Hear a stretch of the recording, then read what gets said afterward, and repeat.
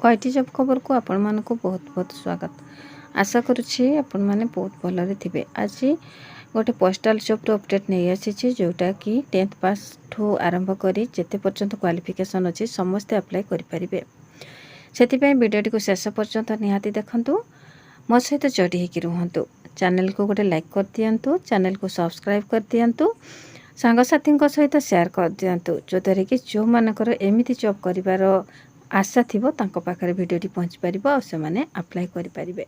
तेबे देखंतु पोस्टाल रे नियुक्ति नहीं आसीची बड़ सुजोग। यार ऑफिशियल वेबसाइट पेज रे जाई आपण माने आवेदन करि पारिबे। ग्रामीण डाक सेवक पद पई बाहरी विज्ञप्ति विभाग पक्षरु 21,413 पद पई बाहरी विज्ञप्ति। मार्क आधार रे आवेदनकारी चयन करा। दशम बोर्ड परीक्षा नंबर आधार रे नियुक्ति मिलिबो। तो एमती देखा गले तो 10th पास मार्क रे ही यार सिलेक्शन हुए। तो से कौन टेंशन नेबार ना, एग्जाम रो कौन भय ना। तो ऑफिशियल वेबसाइट रही देखंतु इंडिया पोस्ट GDS online.gov.in रे जाइकी इच्छुक प्रार्थी माने आवेदन करि परिबे। तेबे वेबसाइट टी बहुत भल भाव मन रखंतु। जदि आपण माने वीडियो को स्किप करी करी देखिबे ना ताहले बिल्कुल भी जानि परिबेनी वेबसाइट कोठी रहला। सेति पई मु आपण मानकु सब बळे कहूची कि वीडियो शेष पर्यंत देखंतु।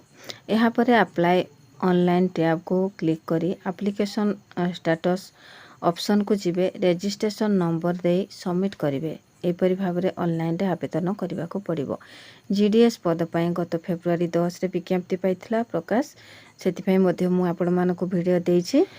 तो से फेब्रुआरी 10 तारिख रु ही ऑनलाइन आवेदन प्रक्रिया आरंभ हो जाइथिला।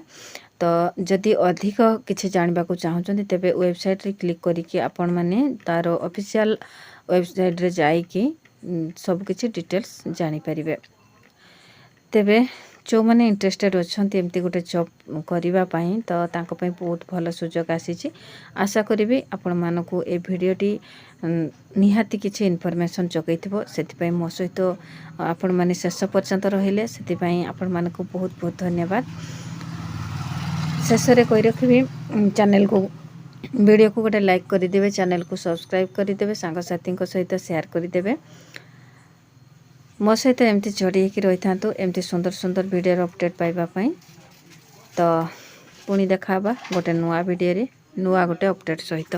रहुची नमस्कार।